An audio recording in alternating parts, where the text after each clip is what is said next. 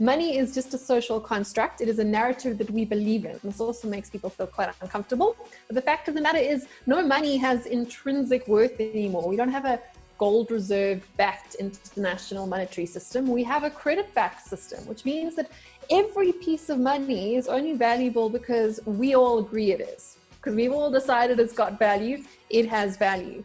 So that's a bit scary, but at the same time, it also means that we can change these systems if they're not working for us. And we can decide what sort of systems we back, which systems we use, if our governments, of course, decide to do that. Because what does give a currency tangible value is the fact that taxes have to be paid in a particular currency. So you might say that Bitcoin's worth great things, but if SARS comes and says, you got to pay taxes in rands, you have to use rands. There's sort of like there's a belief there in terms of which currency system we have to use, but it's enforced by government.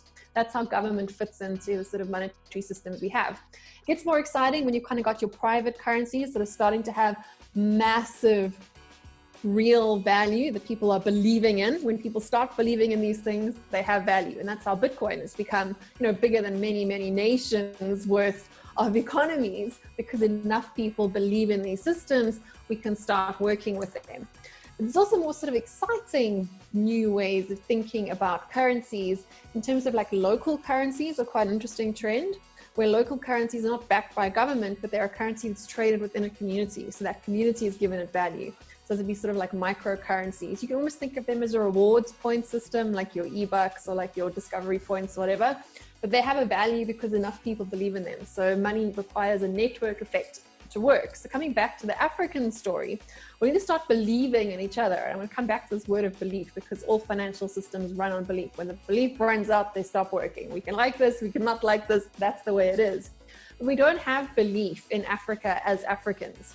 I mean, some people do, but we don't have as a continent, I don't believe. I certainly haven't seen evidence of the fact that we believe in each other. We don't invest in each other. If we are wealthy and privileged enough to have investments, we invest in the sort of JSE, which is mainly international companies that have listings here, or we send our money offshore to hide it, because we're too scared of what's going to happen here.